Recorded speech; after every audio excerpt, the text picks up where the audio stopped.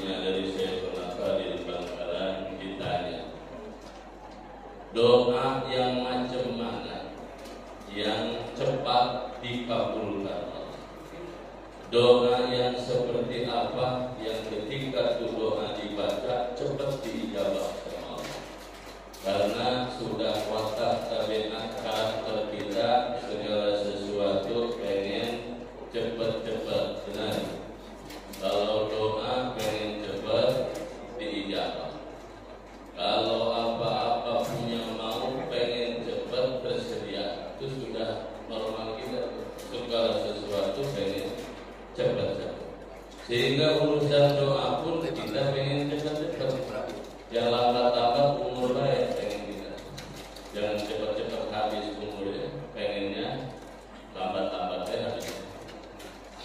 Nah jemaah rahimakumullah, ya asal ditanya doa macam mana yang cepat dijawab oleh Allah.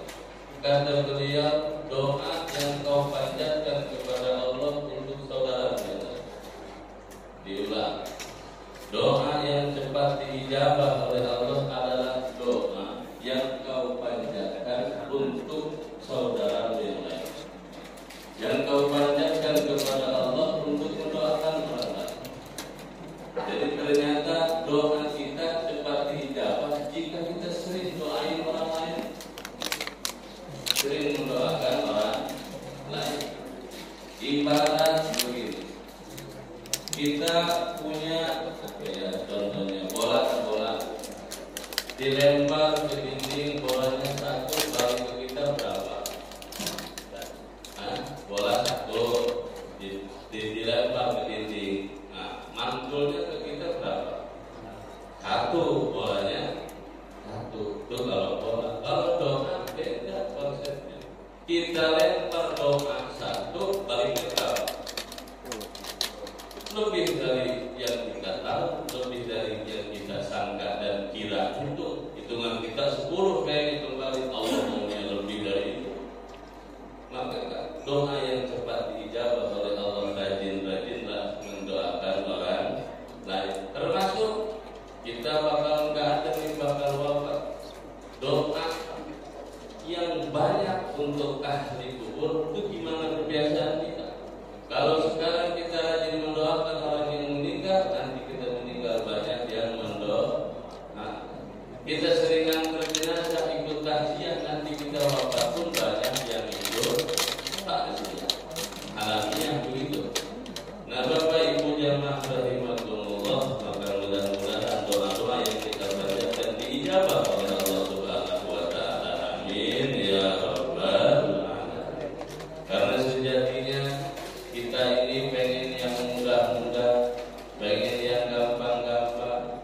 Kesenangan kita juga kesenangan yang kalau bicara cahaya pengen yang terang-terang, enggak betah di tempat yang gelap-gelap, bener ya?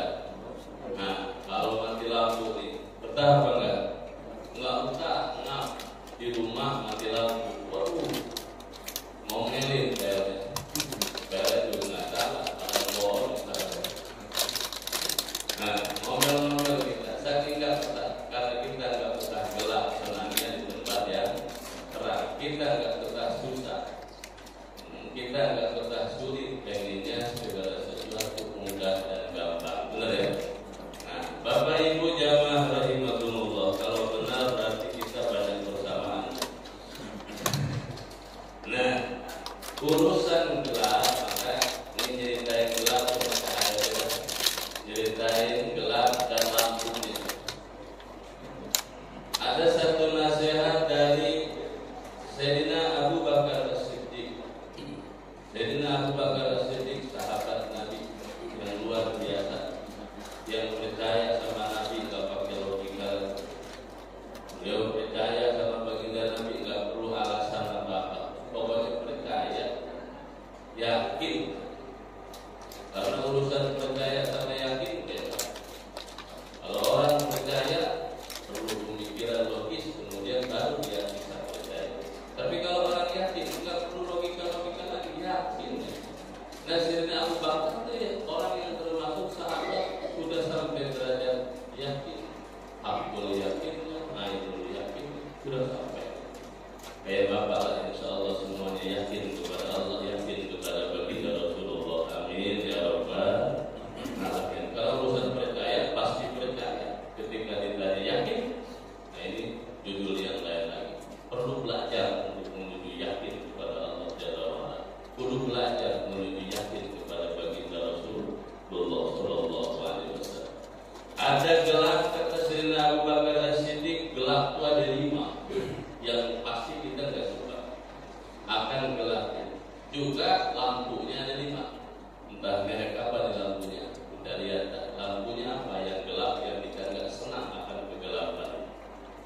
pertama, gelap hidup. Artinya gelap tuh hidup susah, hidup sulit itu gelap. Hati keras itu gelap. Malas ibadah, nah gelap. Senangnya berantem mulu, nah gelap. Senangnya hal-hal yang tidak baik, nah gelap. Bukan cuma kulitnya yang gelap, akhlaknya gelap, hatinya gelap. Itu lebih bahaya lagi. Karena musibah ada dua, ada musibah dunia, ada musibah akhirat, ada musibah kecil, ada musibah besar. Mana musibah kecil? Nah, urusan dunia kecil. Musibah besar mana? Musibah urusan akhirat. Ketika ada kebaikan diajak tak memenuhinya, musibah itu musibah. Dan sunnah kita kalau musibah baca istirja, inna lillahi wa inna ilaihi raji'un. Kematian urusan dunia itu musibah kecil katanya. Musibah kecil. Ketinggalan sholat musibah agama. Maka kalau ketinggalan sholat bacain. Nah, Bapak Ibu jamaah rahimakumullah, yang pertama gelap tuh adalah hubul dunia, cinta kepada dunia. Cinta kepada dunia ini zulmatun, bisa membawa gelap. Bahkan bersyukur di Al-Quran, hubul dunia, pokok dasar sumber daripada segala macam keburukan, segala macam kejahatan. Awalnya sumbernya daripada cinta dunia. Kayak gimana cinta dunia? Dunianya melalaikan dia dari Allah. Dunianya bukan membawa dia dekat kepada Allah, tapi membawa jauh kepada Allah. Lagi nggak ada dunianya, semangat ke masjid. Gaji 13 turun aja, jarang. Masih ada. Kalau tak habis, rajin lagi. Dunianya membawa jauh dia dan dirinya dari Allah. Itu namanya cinta dunia. Bukan nggak boleh punya dunia, silakan. Dunia ini diserahkan kepada kita, kepada manusia untuk diurus, dijaga, dirawat. Bumi ini segini luas diserahkan kepada manusia oleh Allah, kepada kita diurus, dijaga, dirawat. Maka urusan bumi itu gimana keadaan manusia? Urusan bumi itu gimana keadaan manusia? Keadaan bumi mengikuti keadaan manusia. Manusianya baik, bumi ikut baik. Manusianya oleh tidak baik, ikut juga tuh bumi kagak jelas juga. Manusia semakin tidak jelas, bumi juga semakin tidak jelas. Contoh. Zaman dulu, mungkin zaman bapak kecil, saya belum ada. Bapak kecil saya belum ada. Bapak udah gede, saya belum ada. Dulu orang itu nggak begitu banyak yang pintar, tapi banyak yang pintarnya nggak seberapa, detailnya juga nggak punya, sekolah juga kagak, tapi hidupnya benar, makannya benar, minumnya benar, pergaulannya benar. Karena manusianya benar, di bumi ikut benar. Manusianya jelas-jelas, maka buminya juga ke bawah jelas. Mana jelasnya? Dulu musim itu bisa diprediksi, benar nggak? Kalau nyampe bulan berberang berarti musim hujan. Nah, September, Oktober, Desember, nah berberang tuh. Itu musim hujan diprediksi bisa. Maka mereka bentar lagi musim hujan, kita tandur kalau yang di sawah. Sekarang, nah, bulan apa sekarang? Bulan Juni masih hujan. Ntar bulan September panas. Nggak bisa diprediksi lagi. Dan ternyata kenapa? Bukan dunianya yang rusak, bukan buminya yang sudah rusak, bukan, tapi penghuninya yang nggak jelas. Manusianya semakin nggak jelas, bumi juga semakin nggak jelas. Jadi bumi itu ngikutin yang dipasrahkan, yaitu manusia. Maka Bapak jamaah rahimakumullah, hukum dunia yang pertama gelap. Yang bisa membawa gelap kepada kehidupan kita adalah hubur dunia, cinta kepada dunia. Cinta kepada dunia. Dunianya bukan bawa ke Allah, tapi dunianya bawa dosa, melawan sama Allah. Ini punya lampunya nih, lampu dari gelap dunia adalah wasirajul taqwa. Lampunya merek takwa. Nah, bukan merek kosram, bukan. Merek takwa, apalagi merek merek. Pilih bukan, tapi lampunya merek takwa. Untuk penyakit kubur dunia, gelap-gelap di dalam hati kita, gelap dalam diri kita, urusan masalah, urusan dunia, sumber dari segala macam keburukan. Lampunya untuk menerangi itu adalah takwa. Tahu takwa? Menjalankan perintah Allah, menjauhi larangan Allah. Dalam kitab Ar-Risalah Al-Qusairiyah, kita takwa itu banyak arti. Ulama punya versinya masing-masing. Termasuk ada versi dari Syekh Abdul Somad Palembang, ada versi dari Syekh Muhammad Arsyad Banjar. Kalau versi dari Syekh Abdul Somad Palembang, takwa itu takut. Jadi bukan perilaku saja. Takwa itu adalah urusan rasa. Rasa yang dipupuk, rasa yang terus ditumbuhkan agar menjadi subur, dan rasa itu adalah takut. Takut sama siapa? Takut sama Allah. Bukan cuma di mulut, tapi di hati. Takut. Kayak bapak ada macan kira-kira. Takut apa enggak? Macan, singa, datang mengejar kita. Takut nih kita. Takut. Sehingga takut itu menimbulkan ekspresi spontan. Akhir kita kalau ada macan, benar ya?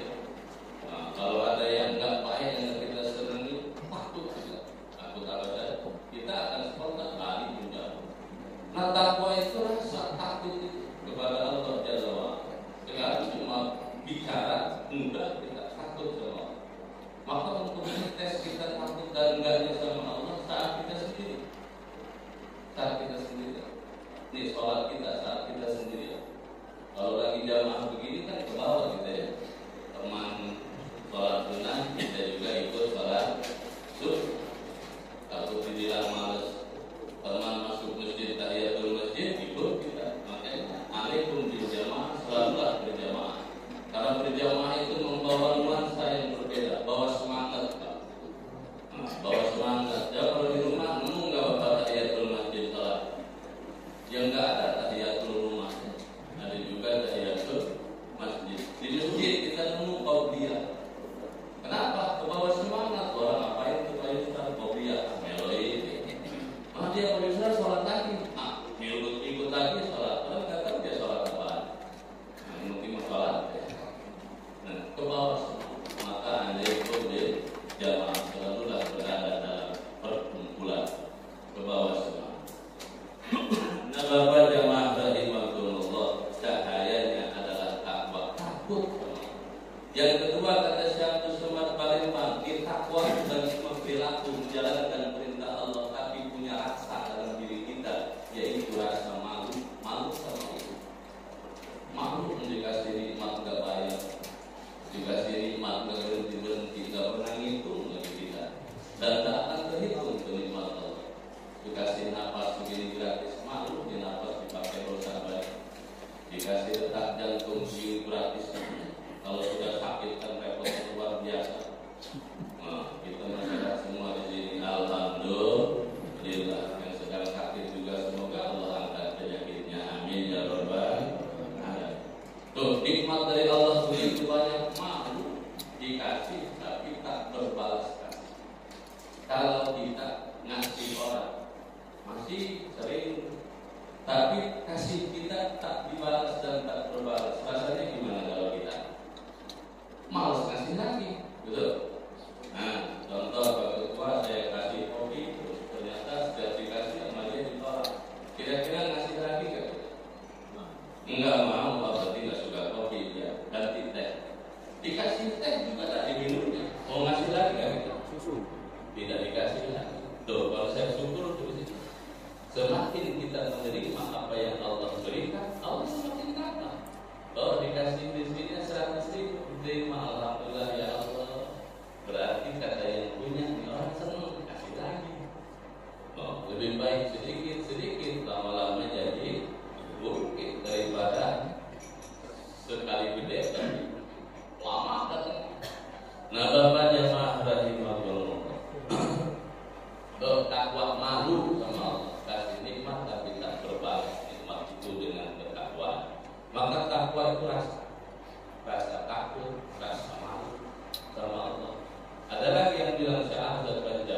ditanya soal takwa, ada makalah beliau. Kata beliau, takwa itu adalah kau meninggalkan dosa.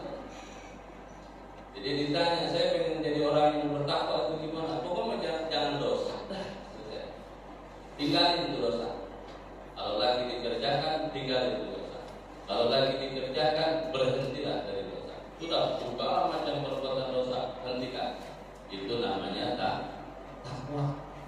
Saking pentingnya, saking wajibnya, khotib itu rukun, termasuk rukun khutbah, menyeru untuk bertakwa kepada kita. Jadi tiap Jumat kita diajarin takwa. Dan takwa itu adalah lampunya bagi penyakit kufur dunia, cinta kepada dunia. Dunianya menjadikan dia lupa pada Allah. Dunianya menjadikan dia angkuh. Dunianya menjadikan dia merasa menjadi Tuhan kecil yang sanggup mengurus segala-galanya sendiri tanpa perlu Allah lagi. Nah, ini dunia yang bahaya nih. Nauzubillah min dari, dan cahayanya adalah takwa. Karena dunia Allah yang punya, Allah juga yang ngasih. Kita gak bisa apa, gak mampu apa, mana buktinya? Contoh, kita gak bisa apa-apa dengan dunia kita, dengan apa yang kita miliki, mencegah datangnya keribut. Ada yang bisa cegah datangnya keribut? Ya Bapak dulu musuh saya kencang kulitnya. Sekarang waman nu'ammirhu nunakis. Orang makin berumur makin kurang tenaganya, makin kurang segala-galanya. Kulit dulu kencang, sekarang sudah lampiran ada. Rambut dulu kita, sekarang sudah putih. Berarti alhamdulillah sudah pindah aliran dari aliran putih. Sudah aliran putih. Nggak bisa kita. Andaikan kita bisa, tentu yang orang yang paling panjang umur adalah yang punya profesi dokter. Kalau bisa, tentulah yang paling panjang umur dokter. Kenapa? Dia tahu obat, dia bisa diagnosa penyakit, dia bisa mengobati penyakit. Maka kalau dia bisa dan mampu, yang paling panjang umur adalah dokter. Dalam kenyataan, yang nggak jadi dokter sama yang jadi dokter matinya kira-kira kadang dokter dua, kadang dokter belakangan, nggak rata, dia nggak bisa malah umur dia sendiri. Maka kita punya keterbatasan dalam soal ikhtiar. Kita ini punya kewajiban ikhtiar, tapi ada keterbatasan di mana ikhtiar kita tak mampu menembus sesuatu, tak mampu berbuat apa-apa, termasuk manjangin umur, nggak bisa. Contoh kedua, bukti kita nggak bisa apa-apa. Mana andaikan kita bisa dan mampu, tentu orang yang paling pintar adalah anaknya guru. Kenapa? Karena guru kerjaannya ngajarin orang lain agar jadi pintar. Orang lain aja dia bisa bikin pintar, pasti anaknya lebih pintar. Tapi dalam kenyataan, tak sedikit juara olimpiade matematika, juara olimpiade biologi bukan anak guru, bukan. Kadang anak-anak guru yang nggak jadi guru lagi. Benar kan? Andaikan kita bisa dan mampu, rumah siapa yang paling bagus harusnya? Harusnya rumah yang paling bagus rumahnya tuh tukang. Dalam kenyataan, tukang kagak sempat benahi rumah dia deh. Rumah orang, ini rumah dia nggak selesai. Menandakan bahwa kita nggak bisa apa-apa, nggak mampu apa-apa. Nah, Bapak jamaah rahimakumullah, tuh gelap yang pertama yang menjadi sandungan hidup bahagia dunia akhirat kita adalah cinta kepada dunia. Jangan sampai dunia yang Allah titipkan kepada kita menjadikan kita lupa kepada Allah. Kembalikan semuanya kepada Allah. Lewat apa? Lewat jalan ibadah. Punya dunianya kita ibadah. Itulah yang Allah mau.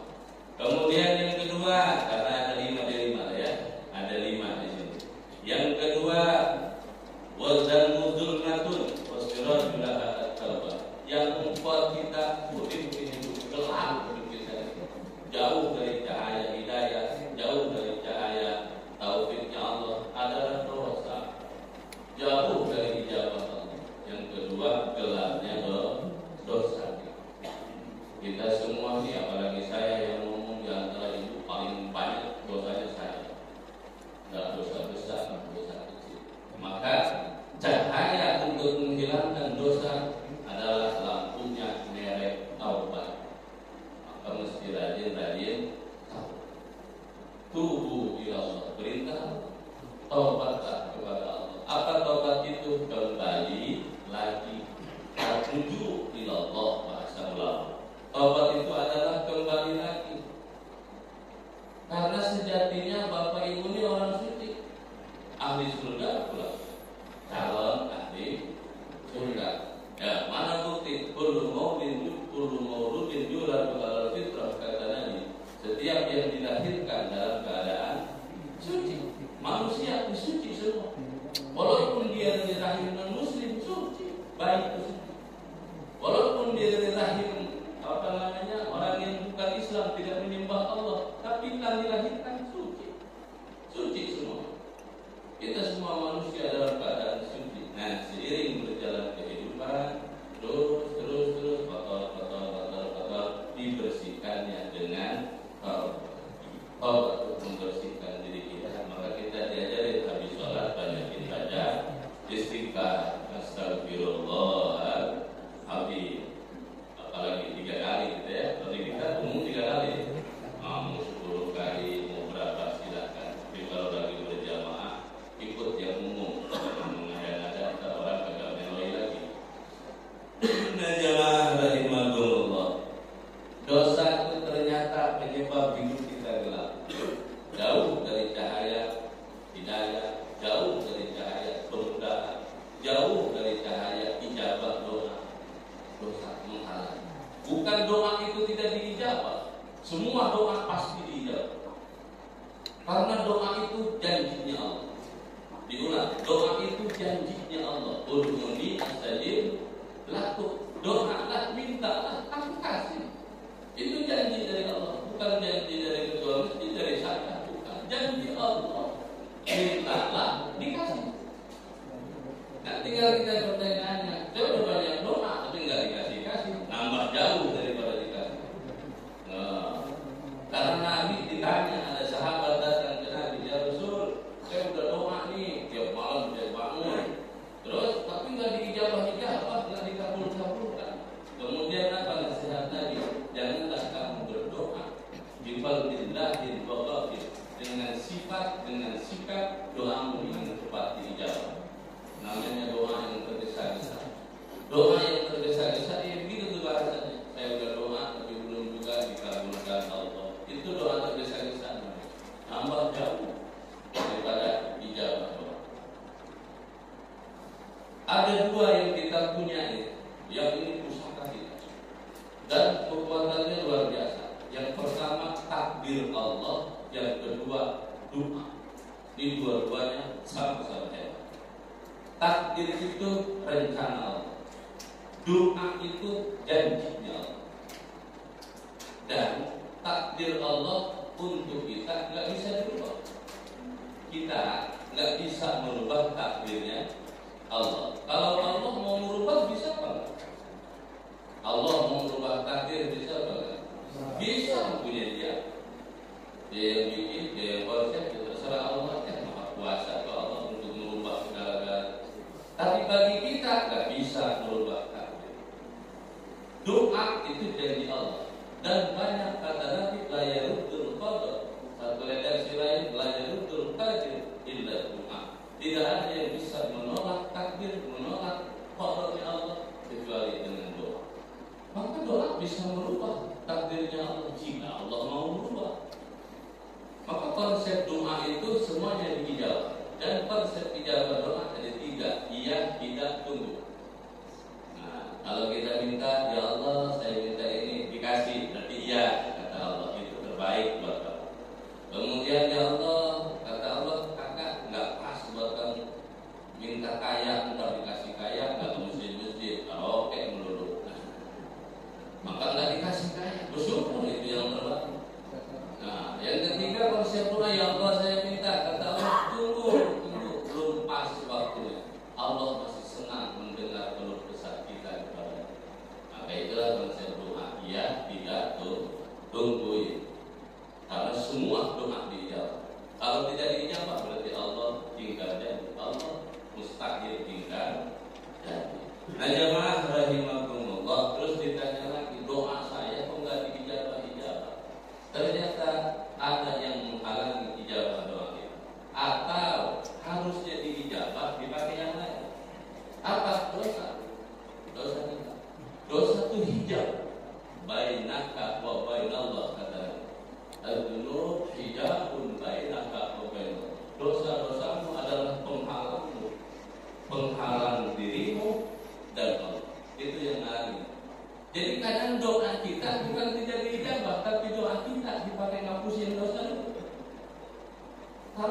penghalang mesti hancur. Kita Allahumma ya Allah aja ngapusin dosa dulu, baru penghalangnya sudah ada. Maka cahaya daripada penghilang dosa adalah dengan taubat. Astagfirullahaladzim. Astagfirullahaladzim ucapan taubat, bukan tekad taubat. Karena urusan taubat di hati mesti punya rukun-rukunnya. Pakai ilmu taubatnya. Satu, taubat itu mesti menyesali dosa. Setelah menyesali dosa, yang kedua bertekad tidak akan kembali lagi mengerjakan dosa. Jangan taubat sambal. Tahu pedas, makan lagi. Sudah lagi makan kapok pedas. Besok makan lagi. Nah, taubat sambal itu. Nah, taubat yang terbaik nasuha adalah satu, mengakui bahwa diri penuh dosa. Ini ngaku dulu nih, ngaku salah. Karena orang merasa benar banyak, tapi merasa salah ini yang sulit. Bahkan Siti Aisyah ditanya, ya ummul mukminin, wahai ummul mukminin, kapan orang itu berbuat dosa? Kapan orang itu berbuat salah, berbuat dosa? Apa jawab Siti Aisyah? Ketika dia merasa benar. Merasa benar juga dosa. Tidak ada kebenaran yang absolut kecuali Allah Subhanahu wa Ta'ala. Maka merasa salah dulu, taubat tuh, ya Allah banyak salah. Yang kedua, nyesel. Berlaku salah, ya Allah banyak salah, banyak dosa, banyak lalai kewajiban. Ini nyesel, menyesal. Ciri orang yang taubatnya diterima adalah dia menyesal akan taubatnya. Ciri orang yang istighfarnya tidak diterima oleh Allah, dia bangga sama dosa. Nah, jadi walaupun istighfarnya banyak, selama dia bangga sama dosa-dosa, jauh diterima Allah. Mana contoh orang yang bangga sama dosa? Cerita sama kawan. Dulu aku masih muda, orang minum sebotol-sebotol, aku 2 drum. Nah, orang nakal tuh segini-segini, aku kalau nakal seluruh. Nah, itu bangga akan dosa, bangga akan salah. Itu juga jauh daripada diterima taubat kita. 2, satu apa tadi? Ngaku.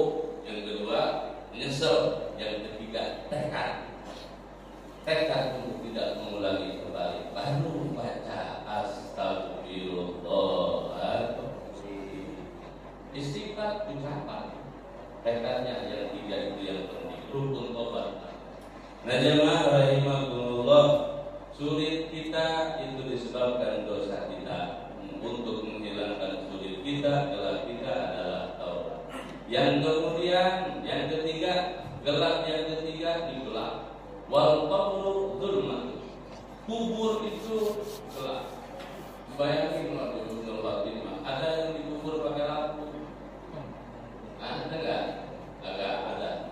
Nah, pesan misalkan ke pengurus, Pak Pengurus, nanti kalau aku meninggal agar tidak gelap di kuburku, pasangin lampu. Diterima enggak Pak Pengurus usul?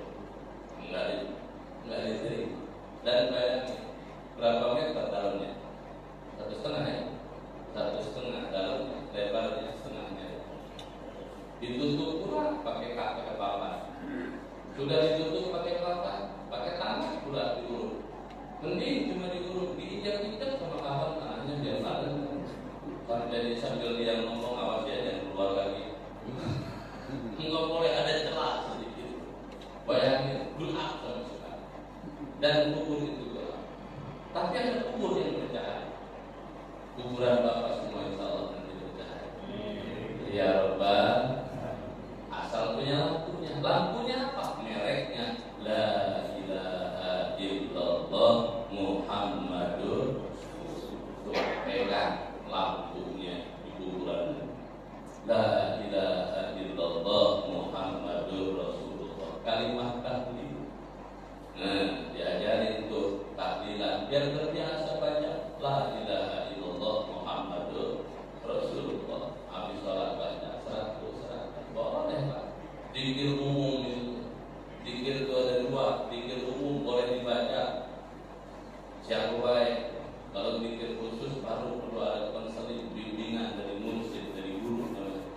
Nah, kita yang umum Pak. Pokoknya la ilaha illallah Muhammadur Rasulullah. Itu lampunya di alam kubur. Maka kita berdoa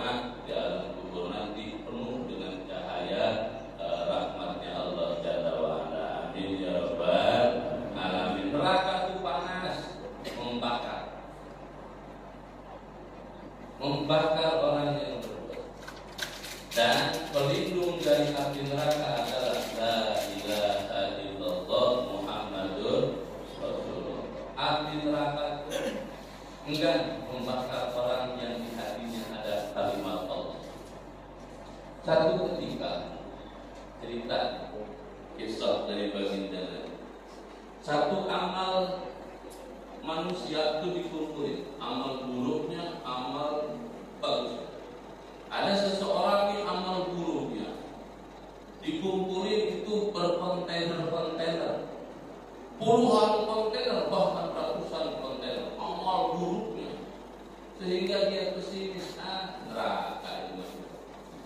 Dia ngelihat dosa segitu banyak, neraka.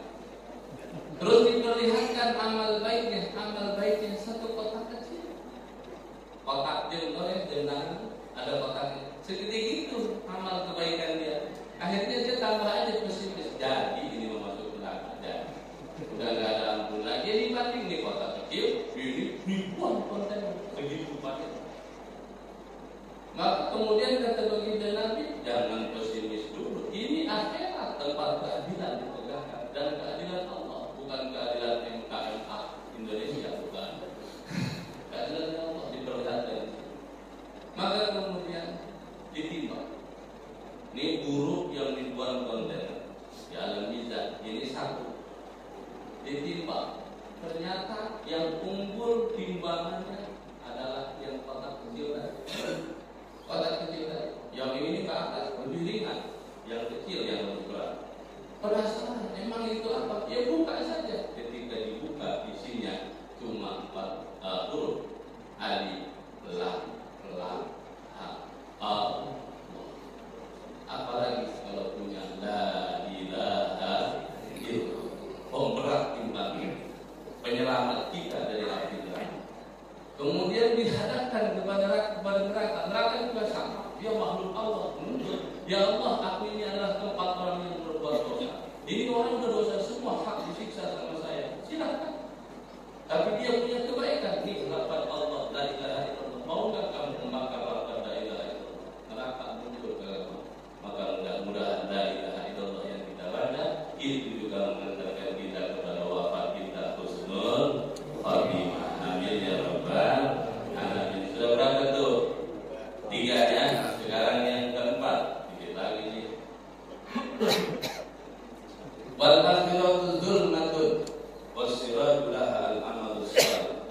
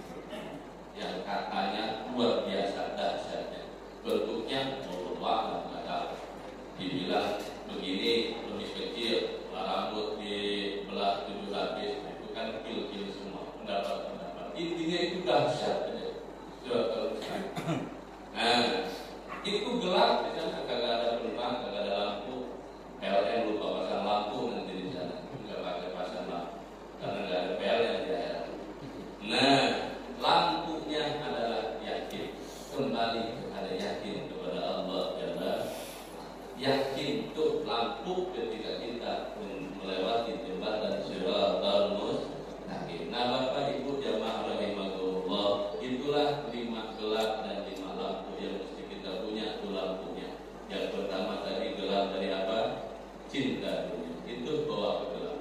Lampunya apa tadi? Lampunya saya juga lupa. Lampunya adalah takut. Yang kedua, gelap dari dosa.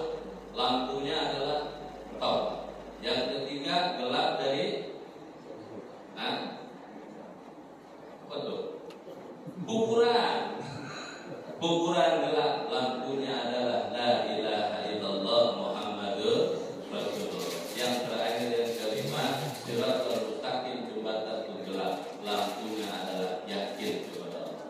Ini kita ibadah, kita segala macam adalah untuk memupuk keyakinan kita kepada Allah. Semoga berkat pengajian ini, satu, iman Islam kita semakin kuat dan kokoh. Amin ya rabbal alamin. Dan harapan, jangan pernah berhenti berharap dan berdoa. Semoga apa yang kita miliki, dikit kita yang kita punya, itu menemani kita saat sakaratul maut. Mengharap Allah Jalla wa ala kita dapat predikat husnul khatimah. Amin ya rabbal alamin. Bapak Ibu jamaah rahimakumullah, demikian yang bisa kami sampaikan. Mungkin ada yang mau ditanyakan?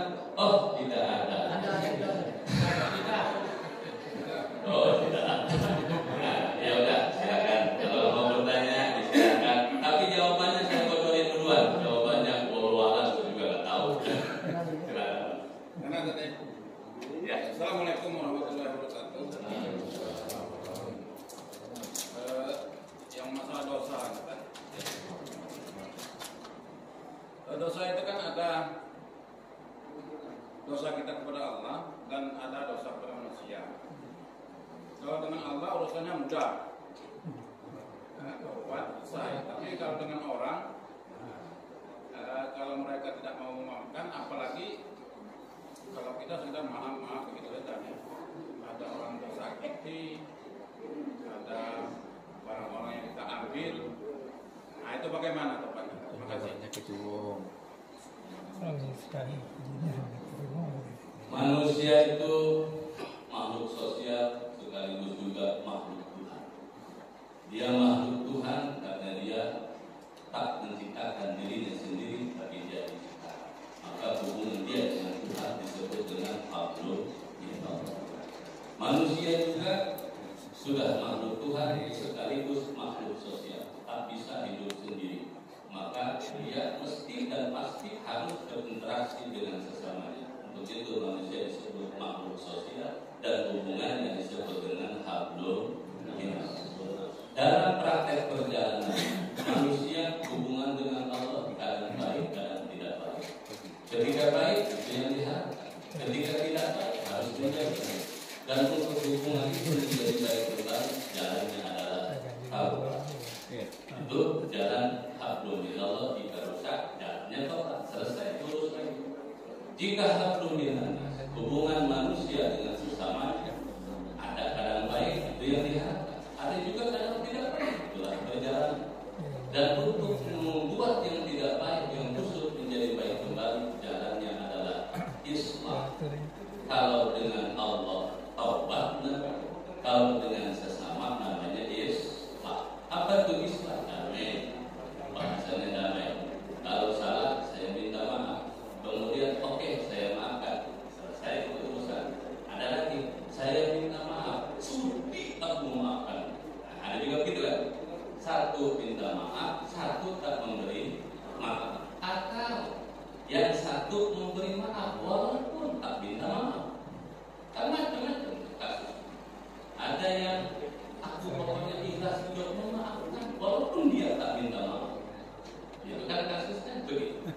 Nah, Bapak Ibu jamaah rahimakumullah, kembali ke pokok asal bahwa manusia adalah ciptaan Allah, punya Allah. Semuanya ini kita punya. Karena kita punya salah dulu zaman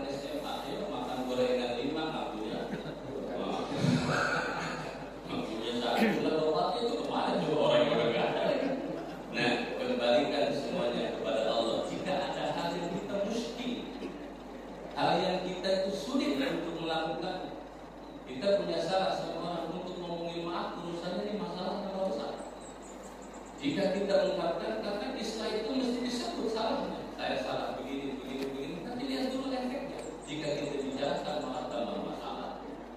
Diangkat, mohonkan kepada Allah, ya muqallibal qulub, Allah yang membolak-balik hati manusia. Ya Allah, saya punya salah sama siapa. Minta ya Allah hatinya memaafkan saya. Minta ya Allah, saya juga mampu diberi kekuatan meminta maaf, dan dia juga diberi hidayah untuk memberikan maaf. Nah begitu, maka kuncinya kembalikan semuanya lagi kepada Allah Jalla wa'ala. Kalau jalannya dengan Allah taubat, dengan sesama Islam, minta ridho, minta ikhlas. Ridho ya